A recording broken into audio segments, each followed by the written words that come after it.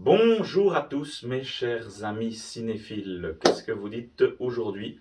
Eh bien moi ça dit qu'aujourd'hui on va parler de Ant-Man 3 Quantum Mania, le tout premier film de la phase 5 du Marvel Cinematic Universe.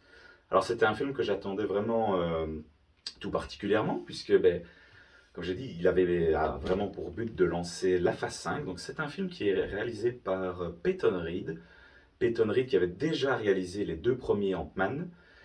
Et c'est un film qui dure 2 heures 5 minutes. Alors pour vous donner un petit avis tout d'abord, sans spoiler, bon ben voilà, c'était pas évident ce film Ant-Man. Ça a mis un peu de temps à décoller, moi je trouve. Et puis je trouve les personnages qui gravitent un petit peu autour de notre cher Ant-Man, Paul Rudd, ont été un petit peu sous-exploités selon moi. Voilà, ça a pas, il n'y a pas eu beaucoup de développement de personnages. Voilà, l'humour était plus présent en tout cas dans les deux premiers opus. Celui-ci était peut-être un peu plus sérieux. Il y avait vraiment pour but vraiment de partir sur la présentation de Kang, hein, où on a pu déjà voir dans les bandes annonces et dans la série Loki, qui ici est vraiment au cœur du film. Et comme vous le savez, ce sera lui le nouveau Thanos. Donc à voir vraiment si ce personnage a les épaules pour pouvoir remplacer ce méchant qui pour moi est tout simplement le méchant, le mieux en tout cas qu'on ait pu avoir dans le Marvel Cinematic Universe. Vraiment charismatique en tout cas ce Thanos. Bref, tout ça pour vous dire que c'est beaucoup d'effets spéciaux. On voit notamment à 80% du temps le monde quantique. Et voilà, c'est assez sombre et voilà, beaucoup d'action, beaucoup de nouveaux personnages, un petit peu enfin, extraterrestres. À un moment, je me demandais même si on n'était pas plus sur du Star Wars ou du Star Trek. Il y avait beaucoup de similitudes avec des choses qu'on avait déjà vues dans ces univers-là. Mais voilà, pour en résumer un petit peu de cette partie non spoiler, j'en ressors un petit peu, voilà, je vais pas dire déçu, parce que j'aurais peut-être espéré un film un peu plus drôle, peut-être, mais en même temps, un peu plus triste, peut-être, parfois, par certains moments, il y a pas eu de ce petit moment de frisson. Donc voilà, un petit peu déçu de ce côté-là. Maintenant, c'est un film à voir, en tout cas, pour lancer cette phase 5. Ça, c'est indéniable. Après, voilà, on va dire que ça a fait le taf à ce niveau-là. Je vais maintenant vous proposer tout simplement de passer à la partie avec spoiler.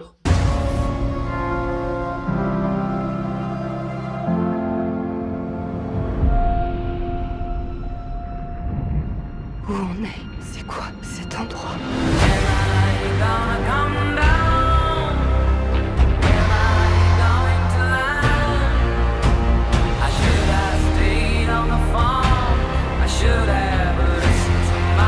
C'est un univers caché à l'intérieur du nôtre.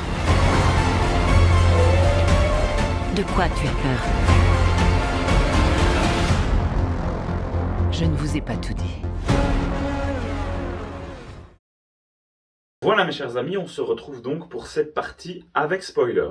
Donc pour rentrer dans le vif de l'histoire, on retrouve notre cher Ant-Man qui vit sa meilleure vie après avoir sauvé l'univers du claquement de doigts de Thanos. Vous connaissez très bien l'histoire.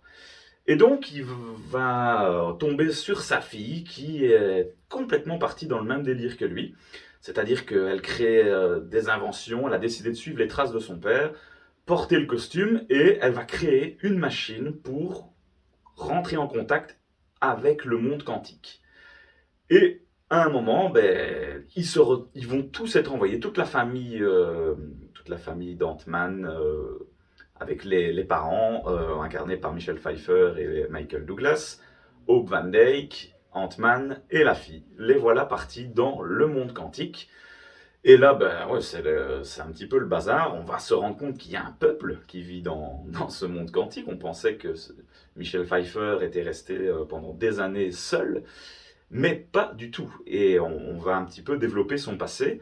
et se rendre compte de ce qu'elle a dû faire, en tout cas pour survivre, et qu'elle est tombée sur Kang, Kang le conquérant, le grand méchant de cette future phase 5.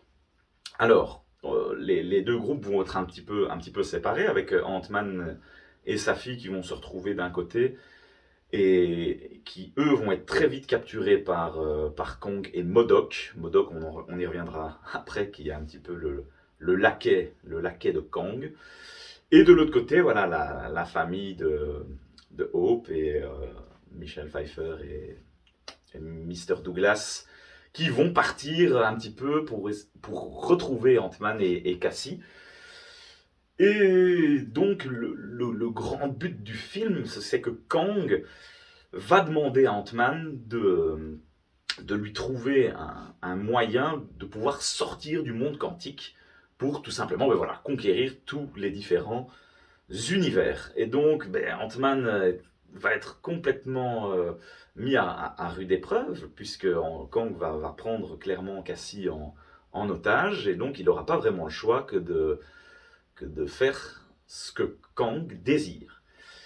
Et puis, ben, la famille d'Ant-Man vont créer une petite rébellion et assiéger ben, l'empire de notre Kang. Et on part vraiment à la fin sur une bataille un petit peu qui part dans tous les sens, avec des fourmis, des vaisseaux, des créatures brocolis.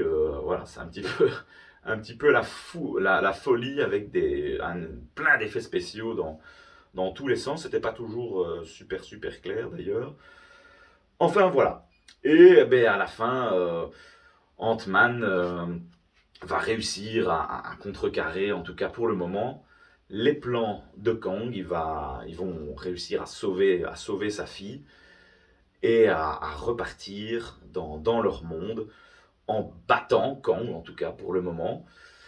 Et puis voilà, après le film s'arrête un petit peu sur un questionnement, avec, pour terminer, les deux scènes post-crédit où on se rend compte qu'il y a des milliers de variants de Kang, et que apparemment ben, le Kang qui était là avait été enfermé par tous ces autres variants dans le monde quantique. Alors, est-ce que ce héros est mort ou pas? Est-ce que les autres Kang vont un petit peu s'allier contre les Avengers? Voilà, beaucoup de questionnements auxquels je n'ai pas vraiment les réponses. Est-ce que c'est le Kang qui a été introduit dans Loki qui sera un peu le remplaçant de tout ça? Voilà, je ne sais pas, c'est un petit peu le flou, moi je trouve, avec ces histoires de variants, on s'y retrouve pas trop, c'est pas vraiment clair, en tout cas je trouve pour l'instant, ça part dans tous les sens. On verra bien, je suis en tout cas impatient vraiment d'arriver sur la suite du MCU pour voir vers quoi on va partir. Alors pour rentrer peut-être un peu plus en détail au niveau de chaque personnage, au niveau d'Ant-Man, ben voilà, c'est peut-être encore celui qui s'en sort le mieux dans le film, vous allez me dire, forcément, c'est le héros principal. Mais bon, Ant-Man, tout le long, fait clairement son Ant-Man. Bon, c'est des petites phases d'humour, l'héros un petit peu bébête qu'on a envie, voilà, on a envie de suivre, en tout cas. Et il devient un petit peu moralisateur, en tout cas, avec sa fille. Donc ça, c'était encore assez touchant, où on sent ben, qu'il n'a pas vraiment envie que sa fille le suive, en tout cas, dans ces mêmes déboires qu'il a pu avoir pendant sa jeunesse. Par contre, le personnage, enfin les deux déceptions un petit peu pour moi, c'est le personnage de Cassie Lang et le personnage de la guêpe. Le personnage de Cassie, ben, ouais, voilà, ça manquait un petit peu de quelque chose. Moi, je trouve que c'était pas assez développé. Bon, on l'a fait passer un peu pour une militante, elle suit un petit peu les traces de son père. Mais voilà, moi, c'était pas incroyable. Je me suis pas senti investi dans ce personnage, je me suis pas attaché à elle. Donc bon, voilà, à voir. Il y a encore du temps pour pouvoir la développer, et on verra bien. Alors, par contre, la guêpe, là, c'est une grande déception. Le titre, c'est quand même Ant-Man et la guêpe, et je pense vraiment que ce film aurait pu se faire sans elle. Pas vraiment d'alchimie avec Ant-Man, pas vraiment de développement de personnage. Vraiment déçu, parce que c'était un personnage, je trouve, qui avait fait un petit bond, en tout cas dans le 2, qui avait été vachement plus développé. Décevant. décevant. Après, on a le personnage de Michelle Pfeiffer qui, elle, on va dire, s'en sort encore assez bien. On découvre un petit peu, ben, comme je vous l'ai dit, tout ce qu'elle a dû faire pendant toutes ces années où elle était restée bloquée dans le monde quantique. Et à la limite, bon, c'était encore on va dire, un petit peu intéressant de savoir ben, ce qu'elle a fait et comment elle a été un petit peu perçue par ce peuple. Et ça a été compliqué pour elle au début parce elle s'était un petit peu alliée avec Kang, donc finalement, elle arrive un petit peu en terrain hostile, en tout cas au début. Puis il y a le personnage de Michael Douglas, Hank Pym, qui là aussi j'étais un petit peu malgré tout déçu de son traitement. Pour moi, je le voyais un peu comme un mec assez sévère, un peu là, cette figure paternelle qui protège un peu Ant-Man de loin. Et là, ouais, on part sur un personnage un petit peu humoristique. Ouais, j'ai pas trop compris le revirement, en tout cas, de ce développement de personnage. Il part vraiment dans l'étude des fourmis. Et bon, à la limite, à la fin, voilà, quand il arrive avec son armée de fourmis pour réussir à battre Kang, bon, c'était encore assez sympa, quoi. Je veux dire, il était quand même un petit peu charismatique, quoi, quand il est arrivé au niveau de cette scène.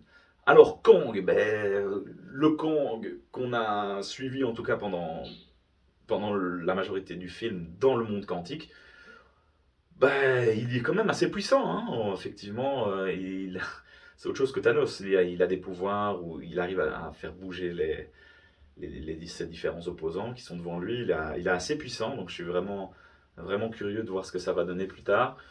Je pense qu'on en est qu'au début, hein, donc bon, je m'attendais à ce qu'il gagne à la fin, mais pas du tout.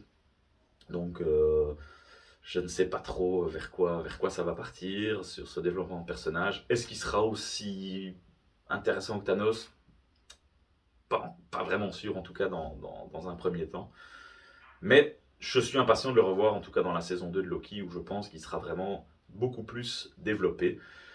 Et alors après, il y a ce fameux personnage de MODOK qui, je suis pas un grand connaisseur de comics, mais qui était quand même un personnage assez balèze, je pense. Et là, c'est un peu une blague, hein, ce personnage. On retrouve l'antagoniste du premier opus. Et bon, il est assez dégueulasse, hein, on va pas se mentir. On voit sa tête en gros plan. Il est assez moche. Et c'est lui qui s'occupe de faire un petit peu le méchant. Mais bon, ça ne restera clairement pas comme un méchant charismatique de l'univers de Marvel. Donc voilà un petit peu mon premier ressenti sur Ant-Man. Donc j'en ressors un petit peu mitigé. Le voir, oui, il faut le voir forcément, puisqu'on est fan de cette saga. Et on a envie de voir vers quoi ça va, vers quoi ça se dirige. Et donc, ça restera pas le top des plus grands films Marvel. C'est un film vraiment de milieu de classement et voilà, on s'en contentera. Je suis plus qu'impatient en tout cas, c'est de voir le prochain film, Les Gardiens de la Galaxie, que j'attends ça vraiment avec beaucoup d'impatience. Où là, on part sur un dernier opus qui risque d'être assez émotif. J'en attends déjà beaucoup plus que notre ami Ant-Man. Voilà, je vous remercie en tout cas d'avoir suivi cette critique de l'univers Marvel que j'apprécie particulièrement. C'est ma toute première critique, en tout cas, de cet univers qui me tient vraiment à cœur. J'en referai d'autres, peut-être des rétros des anciens films qui sont sortis, on verra. Mais on reparlera de Marvel sur cette chaîne, ça c'est une certitude. Prochainement en film, ben, on aura, comme je l'ai dit, Les Gardiens de la Galaxie et la série de Secret Invasion qui devra arriver, le développement de notre Nick Fury, incarné par Samuel Jackson. Voilà.